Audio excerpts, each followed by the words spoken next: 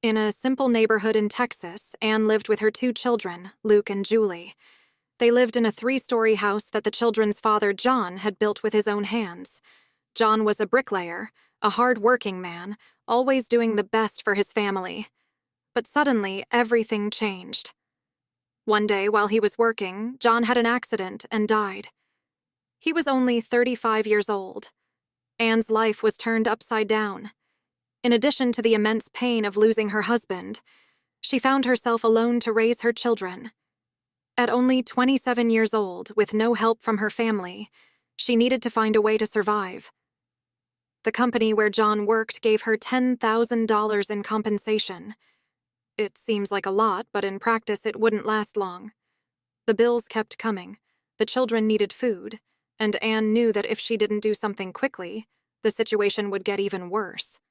So began her struggle to move on, even with her heartbreak. Sleep became a luxury for Anne. Lying in bed, she stared at the ceiling, her heart pounding, trying to find a way to feed her children. Every penny was counted. Every purchase at the supermarket was made with extreme caution. But even so, the money that Joan had left disappeared faster than she imagined. The bills piled up on the table. The refrigerator was getting emptier and emptier. Desperation grew with each passing day, but Anne could not allow Luke and Julie to go hungry. Her motherly instincts spoke louder, and it was then that she made one of the most difficult decisions of her life: to go out to work and leave her children alone at home. Finding a job was not easy. She knocked on doors, heard many no's, and almost lost hope. But with great persistence, she found a permanent job as a cleaner, and even took on 2 extra jobs as a day laborer. The routine was exhausting. Anne would leave home before sunrise and only return when it was already dark. Despite all this effort, her salary barely reached 800 Rs per month. Half of that money went directly to food and school for the children, leaving almost nothing for their own needs. Anne gave up on new clothes, medicine, and even full meals. Many times, she pretended not to be hungry so that her children could eat a little more. Despite her tiredness and longing to spend more time with Luke and Julie, she knew she couldn't stop. Her biggest fear was that her children would look at her and see a defeated mother. So, even with tears in her eyes and pain throughout her body, Anne took a deep breath, wiped the sweat from her forehead, and kept fighting. Luke could see his mother's tiredness, her eyes sunken from working so much, her smile becoming increasingly rare. He knew that Anne did everything she could to make sure he and Julie didn't miss anything, but no matter how hard she tried to hide it, the hunger was relentless. Even with an empty stomach, Luke worked hard at school. He believed that studying was his only chance to change that situation, but as the days went by without enough food, his body began to feel the impact. Weakness came first, then dizziness, until one day, when he arrived at school, his legs could barely support him. Professor Augusto, who always watched his students carefully, soon realized that something was wrong. Luke was pale, his hands were shaking slightly, and his gaze seemed distant. "Luke, is everything okay?" the teacher asked, leaning down to be at the boy's level. Luke swallowed hard. He didn't want to worry anyone. His mother was already carrying too much of a burden, so he forced a small smile and answered quietly, "Yes, teacher." But Augusto wasn't convinced. He had seen that look before, in children who were going through difficulties. "You don't look well," he insisted in a gentle voice. "If you need help, you can tell me." Luke took a deep breath, hesitated for a moment, but in the end, he couldn't hold back the truth any longer. "We haven't eaten anything at home for 2 days," he confessed, his voice breaking. "My mother doesn't know what to do." Augusto's heart sank. A child's hunger was something he could not ignore. Without thinking twice, he took some money and bought a meal for Luke. The boy ate slowly, almost unable to believe that there was real food in front of him. But the teacher knew that it was not enough. That same day, Augusto went to the market and bought a food basket.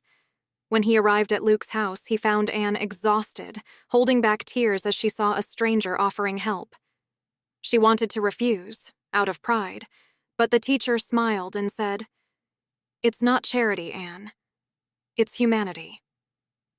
From that day on, Augusto started visiting the family every week. In addition to bringing food, he brought hope. Always with words of encouragement, he helped Luke believe that better days would come, and deep down, Anne also began to believe. Augusto's presence was like a ray of sunshine after a long storm.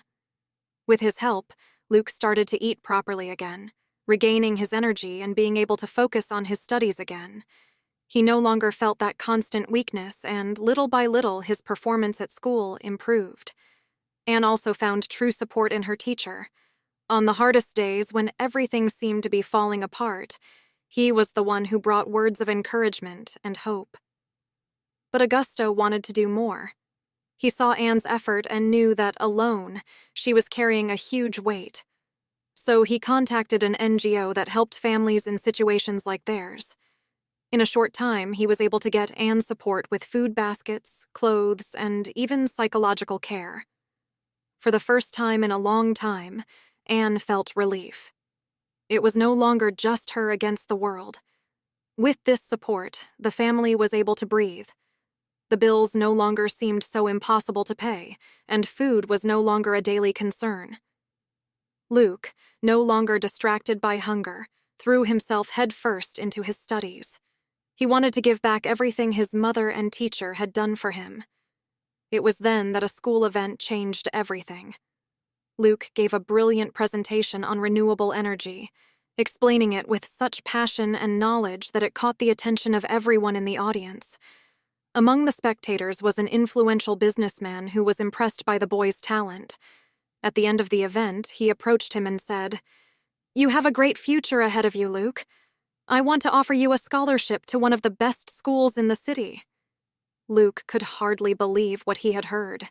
With his eyes shining, he ran to tell Professor Augusto the news. The man, who had been with him since his most difficult days, could not contain his emotion. "I always knew you were capable of great things, Luke. This is your chance to change your life and that of your family." At his new school, Luke had access to modern laboratories, incredible books, and teachers who encouraged his potential even more. He dedicated himself with everything he had, and his efforts soon paid off. The boy began to stand out so much that he caught the attention of renowned universities. Years later, the news that everyone was waiting for came. Luke had won a full scholarship to study engineering. When Anne found out, she could not hold back her tears. After so many hardships, seeing his son about to achieve a great dream was unbelievable. Professor Augusto, who had been by his side since the beginning, smiled proudly and said, "You've come so far, Luke. But this is just the beginning of your story." And at that moment, Luke understood that all the hardships of the past had been just stepping stones to a brilliant future. Luke graduated with honors and, right after college, he started working as an engineer. With his first big salary, the first thing he did was to ensure a decent life for his mother and sister. He bought a spacious house where Anne could finally rest without worries, and made sure that Julie had access to the best possible education. A special day arrived. Luke had bought his own apartment, a symbol of everything he had achieved with effort and dedication. But for him, none of that would have been possible without a very special person, so he made sure to invite Augusto to see his new home. When the professor arrived, Luke greeted him with an emotional smile. He looked around and took a deep breath before saying, "Professor, none of this would have been possible without your help. If you hadn't believed in me, my life might have been completely different. I want to give back in some way."